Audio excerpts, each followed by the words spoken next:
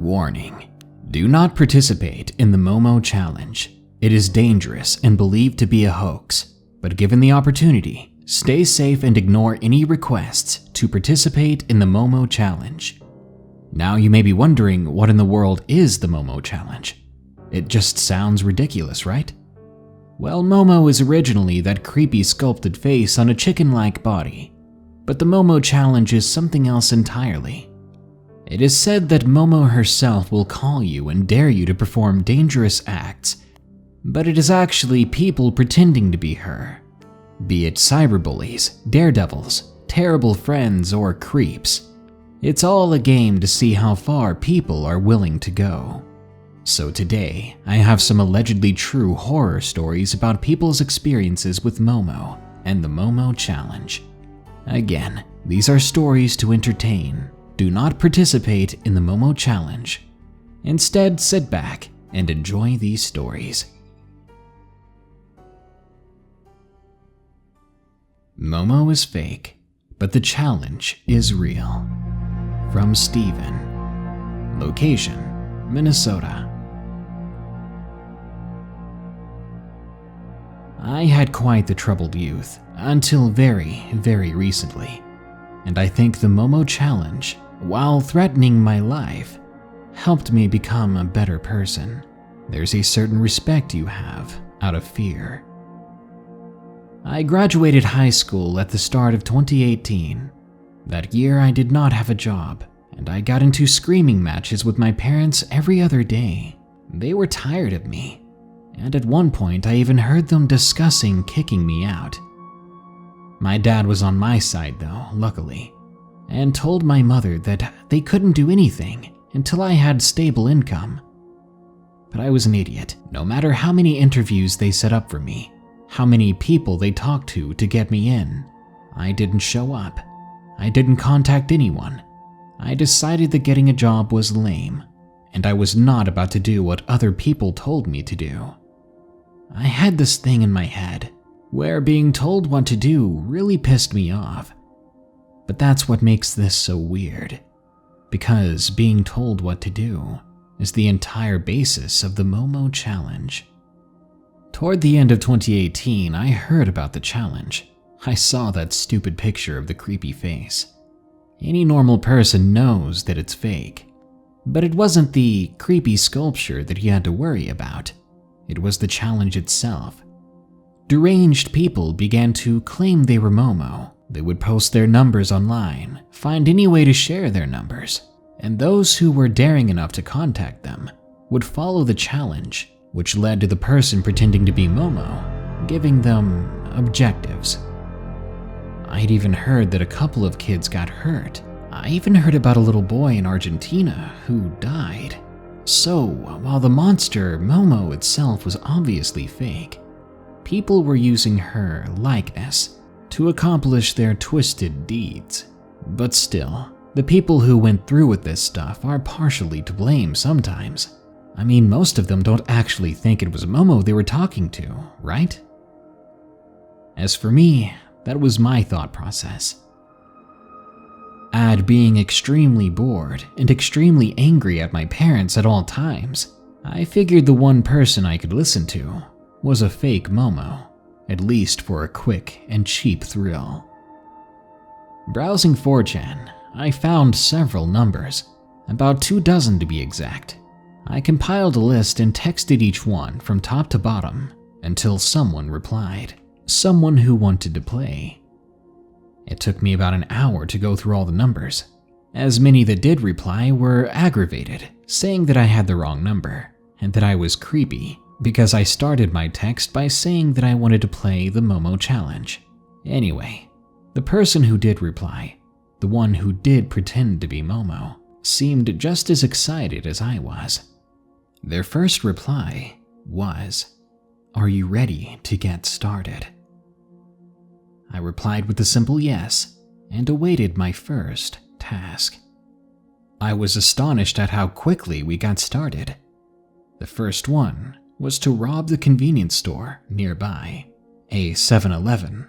I was hesitant at first. I'd never done anything that bad, but I was not in a good state of mind. Again, I was a very rebellious teenager at the time, and I thought that even if I got caught, it would stick it to my parents, letting them know that I despised them and that I was my own person. Yeah, I wasn't very smart. So I grabbed my coat and I headed out, not telling my father where I was going even though he asked. I walked down to the local 7-Eleven. When I walked inside, I saw the clerk behind the counter. He was on his phone and seemed bored. After a quick glance to see that they weren't looking, I walked into the back and I looked around for a while. What would I take? Certainly something that would fit in my pocket. So I swiped a pair of sunglasses that I liked and put them in my pocket. I was about to leave when I thought I couldn't just leave after walking in. That was too suspicious. So I grabbed a Snickers and went to the front to pay for it. The clerk didn't say a word. I was on my way soon with my stolen pair of sunglasses, and my stomach felt sour. That didn't have the rush that I thought it would. I actually felt kind of bad. As I was walking down the street, just wanting to get away from that 7-Eleven, I received another text from Momo. "That doesn't count," it said. What? How did they know what I did? Or were they just bluffing, figuring that I didn't do it? But the timing was right after I was done. Surely I was being watched. But from where? I texted back, "How do you know?" But their reply was the next task, and it was just as oddly specific to my current surroundings. The girl with the orange coat. Follow her. What? I looked up and glanced across the street. Lo and behold, there was a woman in her mid-20s, it appeared. She had an umbrella, as it had been raining recently, and she did in fact have an orange coat. Dumbfounded and intimidated by this person's knowledge of where I was at, I quickly did as I was told, crossing the street and matching her pace, following her at about 10 yards behind. The moment I hit that same sidewalk, though, she had already glanced at me. After about 5 minutes, following her every turn, causing her to speed up out of panic, I was again feeling nervous. I texted the number and asked how long I had to do this. "Until she makes it home," was the reply. Fine. I wanted to stop and go home, but I couldn't. If he knew where I was at, was there a chance that he would hurt me if I stopped? I didn't want to take the chance, so I continued. I could tell the woman was very noticeably afraid of me. She was texting someone on her phone in a panic, constantly glancing back to see that I was still there. I made sure that I didn't get any closer, but after rounding several blocks, still following her, I covered my face with my hood the entire time. I didn't want her to remember me after this. Eventually, we made it to a suburban neighborhood. It looked pretty similar to mine, and I couldn't help but feel a bit homesick. After a few more minutes of awkward, silent following, the woman ran up some steps to a house and basically jumped inside. I could hear her audibly deadbolt the door. I continued walking on, pretending that I hadn't just been following her after several blocks. I sighed. I was relieved that that was over. I texted that number and told them that I was done. And to try to see if it would appease them, I said at the end of that, maybe we could play another time. That didn't work. "We're not done," the reply said. "The bridge. Go, now." Breathing heavily, I listened. I do not know why I couldn't just turn and go home, but I felt like if I did, I would never make it back. I went to the nearby bridge, one that stood about 125 feet over the water. I received another text the moment I arrived. "Walk on the rails," it requested. "Was that it?" I asked. "Sure. After this you can go home," they said. Fine. I got on the rails, and I began to walk and balance myself. I was honestly praying that someone would stop and see me, that they'd get out of their car and tell me to get down, or even force me down, and maybe they could take me home, or at least to safety. But with my luck, no one was even driving by that night. I missed the warmth of my bed. I missed just laying there, trying to stay up as long as possible, with my eyelids slowly falling. I made it to about 3/4 of the bridge. I kept checking my phone, hoping to get that text saying that I was done. It was easy to balance on the rail, as they were pretty wide, so I wasn't worried about falling in. I stopped and decided to text them. "Is that enough?" I said. And I got a text that read, "Sure." I smiled. I locked my phone, and just as I was turning to get down, someone pushed me. Falling that distance, it felt like I was going in slow motion. I was falling back first. I remember looking up, seeing nothing more than a hooded silhouette walking away from the bridge. And I think they laughed. I had never felt so scared and so stupid. In a few seconds' time, I hit the water. All I remember was that the sudden splash felt more like I landed in concrete, but in an instant, everything went black. I woke up completely drenched in water.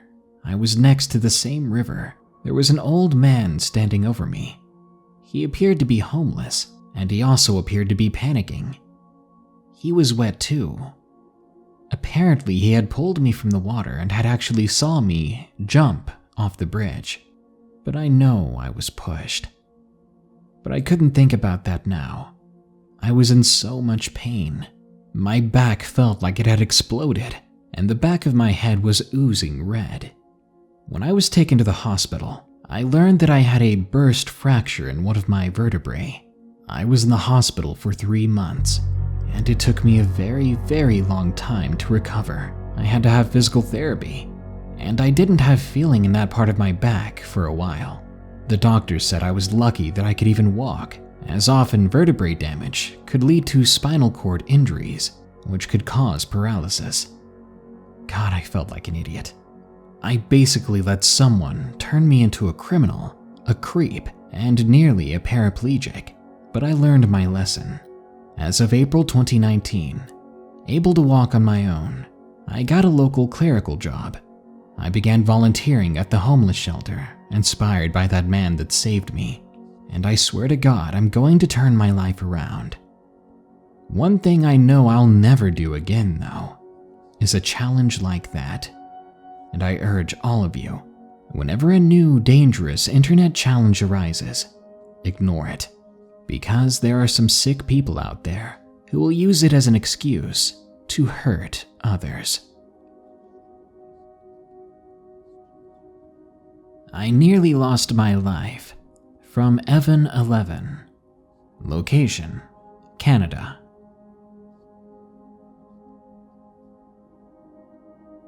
After school, my mom and dad would be busy at work, and I hated staying at home.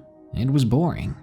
I didn't have any game systems, and my parents thought that TV rotted your brain anyway, so though we had a TV, they didn't have cable or anything like that.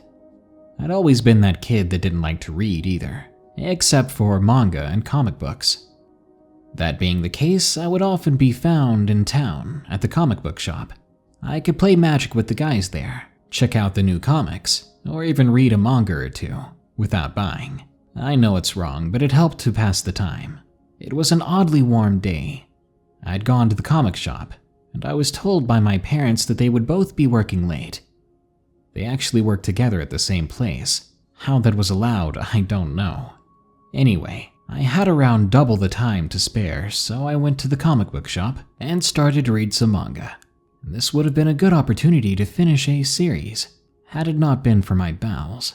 I quickly ran to the bathroom to do my business, and when I was there, that's when I saw it. Something that initially had me laughing. It was a phone number, followed by the word Momo. No way, I thought. This is just a prank. I quickly put it into my phone and texted it myself. I started with, "I'm texting you, Momo, for a good time." Surprisingly, I got a reply in seconds. Reading, "Are you ready to play?" I smirked. Sure, I said. This was going to be dumb, I thought. As I finished up and washed my hands, I checked out a new message that I got from the number. There was a date and time and an address, followed by "Stand by the pile." All right, that's really specific, but I replied that I would do it. 9:30 p.m. at that address, next to the pile. Got it. By 9:30, the comic book shop had closed half an hour ago. I was just at a dollar store trying to pass the time. My parents wouldn't be home until 10, and the address wasn't too far away, so I could make it and be home quickly enough. When 9:25 rolled around, I began walking. A couple of blocks down, I was at the address. I didn't know this before, but that place was under construction. It appeared to be a new, several-story building. It was dark and the street was pretty quiet, so I stepped over the orange cones and under the yellow tape. No one seemed to be there, so I could definitely do this without getting in trouble. I walked slowly in, trying to be careful not to fall in some hole or something, or get impaled by rebar. A pile, I thought. What pile were they talking about? The only thing I saw close to a pile was a stack of bricks. Surely that's what they were talking about. I went over, and oddly enough, next to the stack of bricks, there was a perfectly clean chair, one that looked like it came from an old school. And then I received a text. "Sit," it said. It was from Momo. While that was extremely creepy, I smirked again and sat down. I waited for a while, not sure what was going to happen. I was expecting some guy or a couple of dudes to come up and scare me. It was a prank, after all. That's what I thought it was. But nothing happened. Anything could have happened, given how dark and late it was and we were alone. I'll admit it was a bad idea to come out there. But nothing happened. By 9:50, I needed to get home, and I was already bored sitting there. So I texted Momo saying that I was done, and that I'd see them later, as if they were some old friend. I got up, took a step forward, when there came a sudden, deafening crash behind me. Something caught my leg, and I fell forward in pain. I yelled out and turned around on the ground. I was on my back now, facing where the chair used to be, but now all that was there was a massive pile of concrete or cement, which had apparently fallen from some height and crushed the chair, nearly disintegrating it. The corner of the concrete slab had caught my leg, forming a deep gash that needed about 13 stitches. I got up, limping, and ran out of the construction site. When I made it home, worried that I'd be in trouble and still bleeding like crazy, my parents were already there. When they saw my leg, they gagged and had me taken to the hospital right away. On the way there, I got a text from that Momo, the last one I ever got. It read, "LOL. I couldn't be more mad at this person and at myself for listening to them. Whatever you do, don't partake of the Momo challenge, because I nearly lost my life to it." Does Momo take children? From LC9. Location unknown. This started when Momo was at its climax. Everyone was discussing it. Me, my brothers, and my cousin were just looking up creepy things on the internet. I don't really know when we came across it, but we eventually found out about Momo.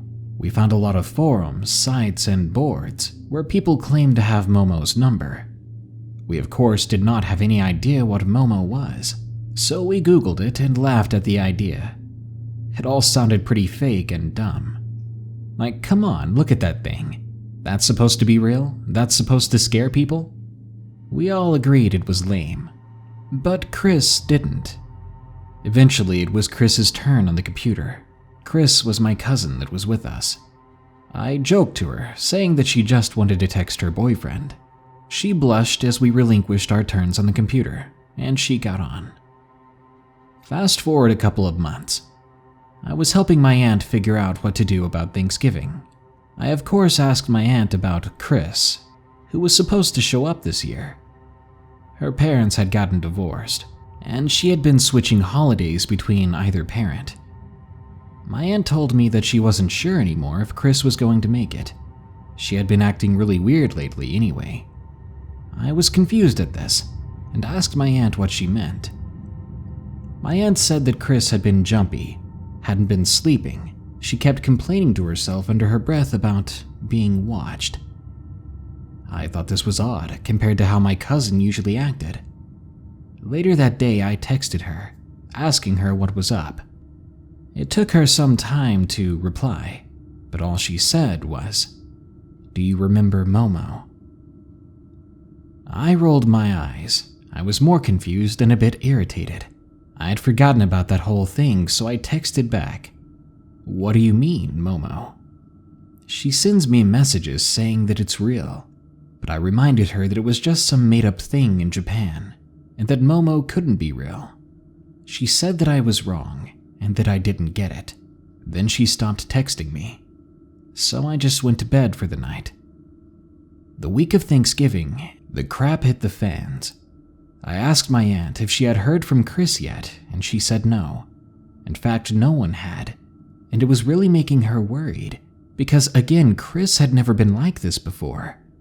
I agreed, and so I tried to call Chris. Instead of responding to me, I received instead a dead signal on the other end. I looked at my aunt, worried. She decided to call her ex-husband's side of the family. Her grandparents admitted that they saw her getting in someone's car, but that she didn't return that night. This ended up with both Chris's family and mine calling the police. There was a search and investigation. Even my dad and I tried to go where Chris would usually go to see if she was there, but we had no luck. It was only that night that we received a terrifying lead. The police had found a car abandoned on the side of the road, and inside that car was Chris's cell phone. And all they could get from the cell phone beyond that was the fact that someone had deleted the texts recently.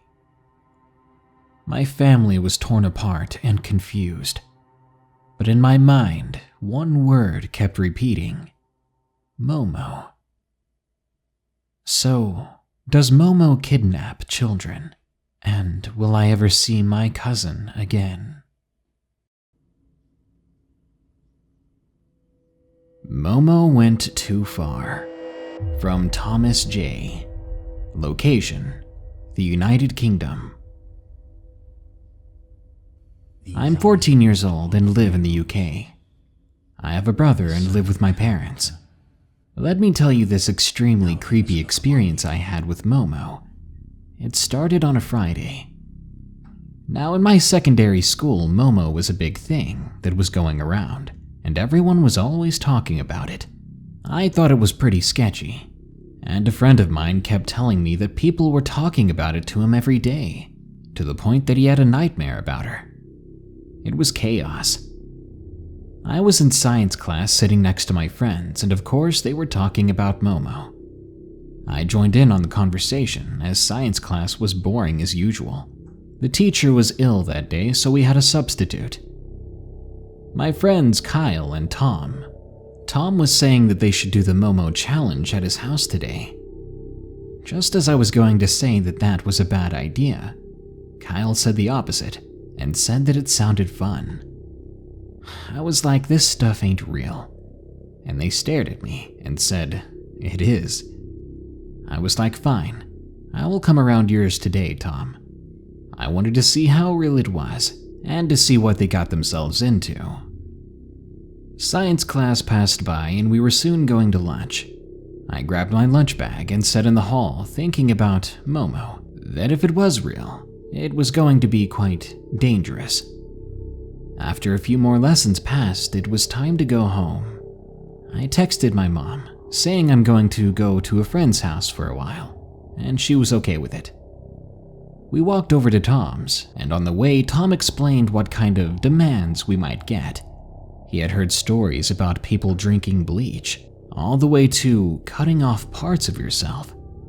It was horrifying. I can't believe they wanted to be a part of that. We arrived at Tom's house and we went upstairs. The house was incredibly warm, so I took off my hoodie. He showed me how to get started, saying that we just had to join a group online. This made me think that the demands themselves weren't for Momo, but simply people who roleplayed and wanted to see what others would do. Anyway, we joined a group, and at that point I was starting to shake, but my friends seemed excited. The way the group worked, it seemed that someone in the group with a Momo profile pic would ask questions or post demands. They varied greatly, from simply waking up at a certain time, and the worst we saw was ending your own life. Of course, I didn't want to take it that far. My mouth was beginning to dry, so I exited the room for a while to grab a drink of water. The moment I got downstairs, it started to rain outside, and the next thing I knew, my friends were screaming. I ran back to the room to see Tom's mom in the doorway, checking on them. They were laughing now and said that they were fine. I walked back in and asked what was going on. They said that Momo was texting them on WhatsApp now, and that it was time to start. I looked at the app on his phone, seeing that same old, creepy, disturbing pic of Momo, and a message that scared the living crap out of me. It read, "I know where you live, Tom. Are you ready to play?" Then they received another message, which was Tom's address. This even freaked Tom out, but it got worse when the first request was for Tom to unlock his front door. Tom, with a wicked smile on his face, listened. He went downstairs, unlocked the door, and came back up. But I was done. This was too weird, too creepy. I decided to call it a day and go back home. I waved Tom goodbye and walked home. But as I left, I looked back, and I swear I saw someone in a window looking at me. Someone that I thought was his dad at first, but soon realized they were wearing a mask. I quickly ran home and called Tom, but he did not answer. And at school the next day, he didn't show up. I'm not sure what happened to Tom, but I haven't seen him since. Surely if something happened to him, I would have been told. There would have been an uproar at school, right? Maybe he moved and didn't tell anyone. Yeah, that's it. That's what I'll believe. Sleepover with Momo. From LaMarcusBoi. Location unknown. A few months ago, my friends and I were having a sleepover. One of my friends said we should do the Momo challenge. I had never heard of it before that. He looked at me with a smile and said to Google it, so I did. Apparently, someone pretending to be Momo, or claiming to be Momo, will text you or call you and tell you to do often dangerous things. The challenge is to obey these commands. We started doing it, and this supposed Momo would text back every 5 minutes, no sooner, no later, no matter what we did. The first request was to come meet her. After that, we received our own address in the text, saying that she could come to us if she chose, but instead sent a picture of the park near the house and said that we could meet there. As kids, we made a very stupid decision and decided to go, but we did at least think to get weapons. When we made it to the park, it was 10 at night.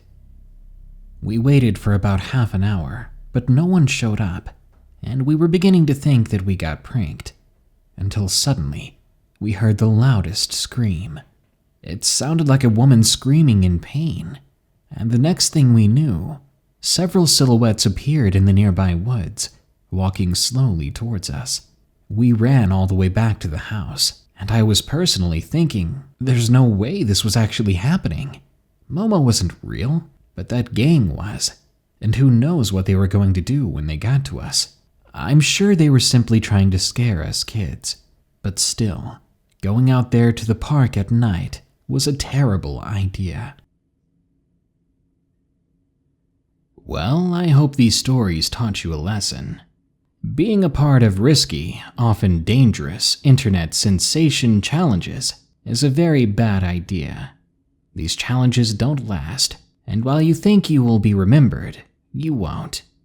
Even if you risk your life, even if you lose it, your name will not be remembered simply because you listened to a creepy chicken girl named Momo. Good night. If you enjoyed this episode, be sure to like, share, comment, and subscribe.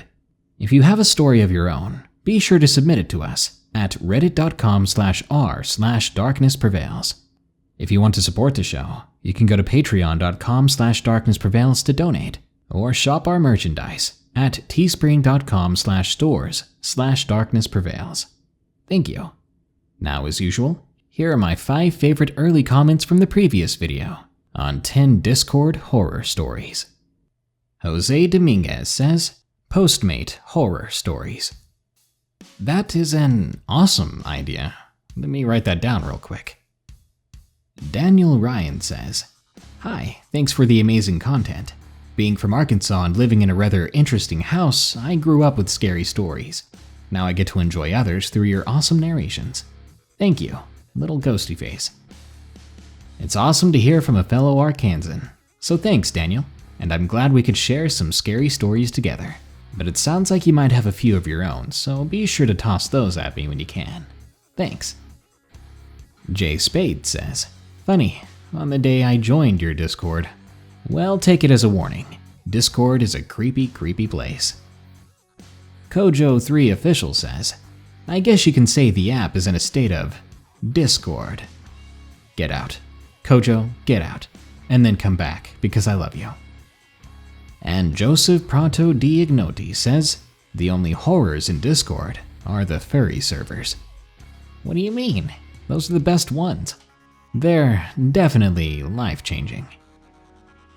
Well, that brings us to the end of this Darkness Prevails episode. But don't you worry, more scary stories are on the way soon. So stay tuned and leave a comment below telling me what stories you want to hear next. Thank you. Until next time, here are the credits to my amazing patrons who continue to donate. They're amazingly awesome people. Remember, stay safe out there and stay creepy, because this world is a strange one.